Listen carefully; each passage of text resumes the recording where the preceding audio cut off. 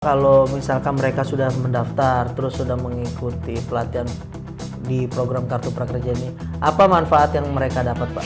Oh, jadi yang nggak lulus bisa, yang nggak lulus 164.000 seminggu itu bisa mengikuti gelombang-gelombang selanjutnya, Pak ya? Benar. Apa harus mendaftar lagi mereka, Ya. Pak? Apa masih mendaftar, Pak?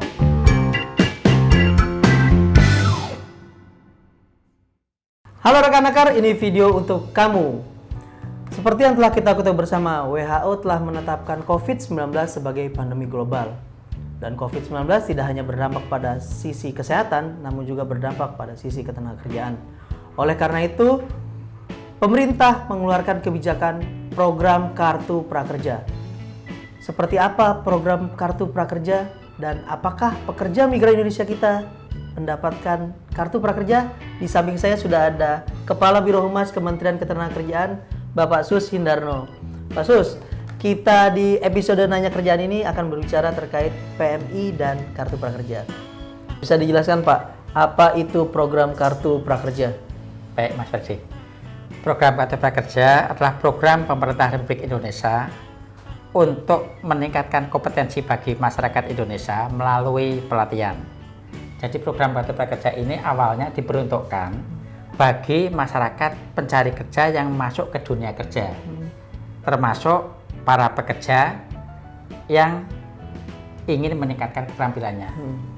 Tapi karena kondisi COVID-19 yang tidak kehendaki ini terjadi dan harus kita lalui, akhirnya pemerintah memprioritaskan program Kartu Prakerja diperuntukkan bagi pekerja yang ter-PHK maupun yang dirumahkan, baik sektornya formal maupun informal. Termasuk juga di dalamnya ada pelaku usaha UMK dengan mendapatkan insentif. Jadi mendapatkan insentif ya, Pak ya? Pelatihan dan mendapatkan insentif. Tadi Pak Sus mengatakan bahwa Kartu Prakerja ini diperuntukkan untuk calon pekerja. Nah, kemarin juga ada rekan-rekan yang bertanya, Pak, kalau nih calon pekerja migran nih, Min, yang saya tuh gagal berangkat, gitu. Calon pekerja migran Indonesia, apakah bisa mendaftar Kartu Prakerja? Baik, Mas Ferdi. Untuk rekan-rekan pekerja migran Indonesia dapat mengikuti pendaftaran program Kartu Prakerja bagi yang gagal berangkat karena COVID-19, sehingga mereka tidak dapat melanjutkan untuk bekerja di luar negeri, dapat mendaftar mengikuti program Kartu Prakerja. Termasuk juga bagi pekerja migran Indonesia yang kembali ke tanah air karena purna tugas atau purna kerja, dapat juga mengikuti mendaftar program Kartu Prakerja untuk meningkatkan kompetensinya, selanjutnya bisa untuk wirausaha mandiri. Oh, bagus, diarahkan untuk wirausaha ya, Ya. Pak ya. Pak, apa sih Pak kalau misalkan mereka sudah mendaftar terus sudah mengikuti pelatihan di program Kartu Prakerja ini, apa manfaat yang mereka dapat, Pak? Oke, baik. Jadi masyarakat khususnya PMI yang telah mengikuti program Kartu Prakerja, selain mendapatkan kompetensi keterampilan, juga akan mendapatkan manfaat sebesar 3.550.000, cuma terbagi dua kelompok ini, Mas. Oke, gimana itu, Pak? Karena Kelompok kelompok Pak? 3.550.000 itu yang 1 juta diperuntukkan bagi lembaga platform yang akan melakukan pelatihan. Ya, itu untuk biaya pelatihan ya, Pak ya? Biaya pelatihan bagi Ya. masuknya. Yang manfaat atau benefit langsung melekat masuk ke dalam peserta itu sebesar 2.550.000. Yang 2.400.000 itu adalah untuk selama 4 bulan akan mendapatkan manfaat per bulannya Rp600.000.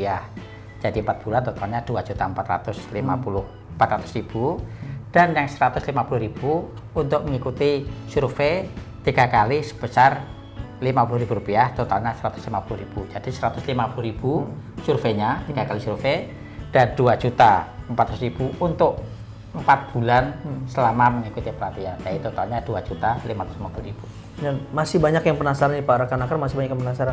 Gimana cara daftar Kartu Prakerja? Sampai tadi kami menerima komentar pertanyaan dari rekan akar itu banyak yang bertanya, Pak, gimana cara daftar Kartu Prakerja? Baik, Mas Ferdi.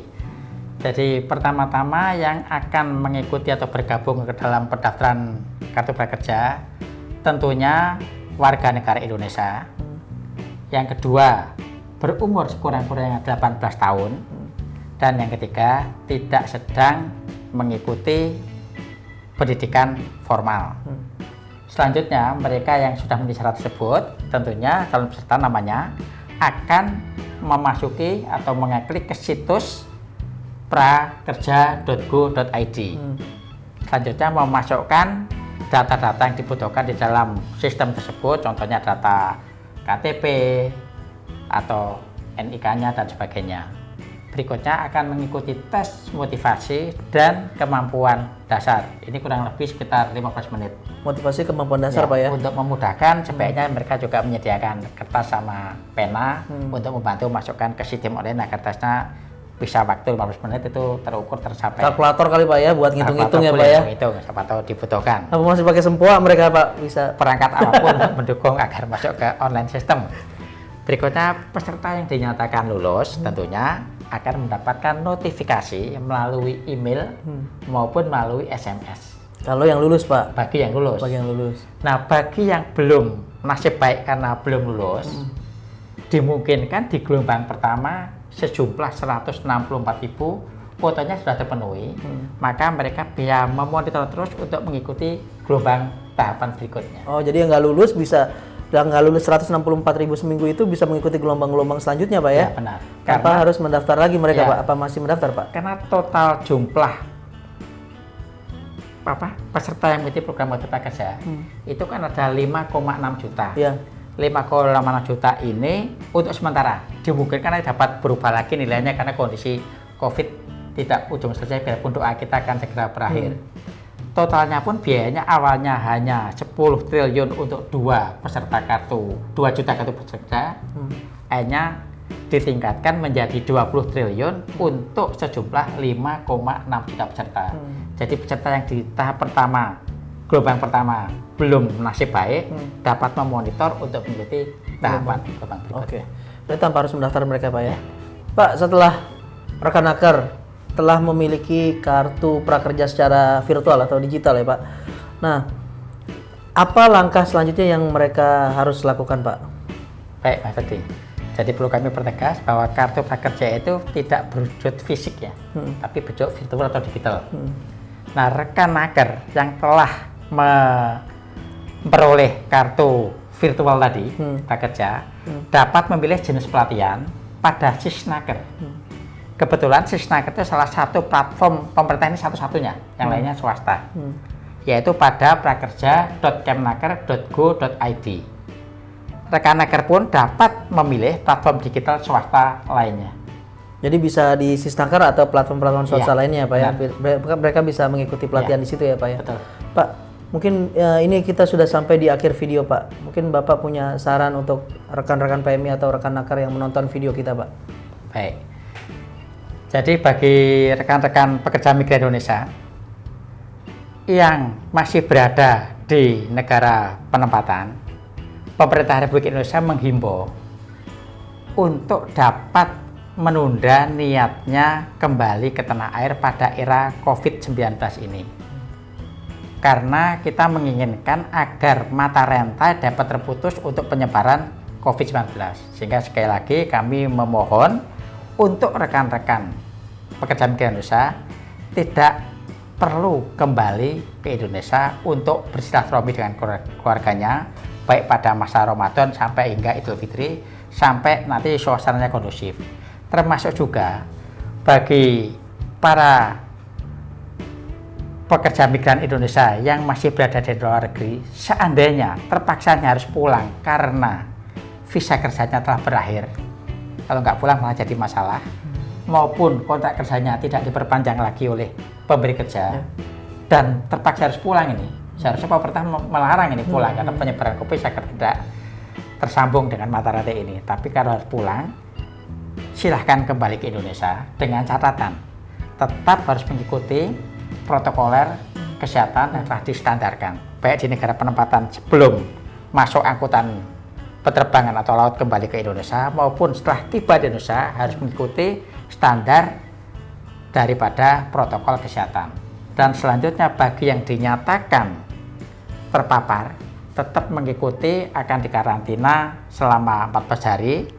Dan selanjutnya bagi yang tidak terpapar, semuanya masuk kelompok orang dalam pemantauan, akan kembali ke daerah asal dan akan mengikuti protokol karantina mandiri selama 14 hari juga. Jadi harus diikuti apa protokol Harus kesehatan ya diikuti, Pak. Demikian rekan Nakar obrolan singkat kita terkait kartu prakerja. Tapi kalau kamu masih penasaran atau punya unek-unek pertanyaan di benak kamu terkait kartu prakerja, kamu bisa follow medsos Kementerian Ketenagakerjaan atau komentar di bawah ini. Demikian rekan Nakar, saya Ferdi Feriansyah dan Kepala Biro Humas. Saya Susendarno. Undur diri, salam kompeten.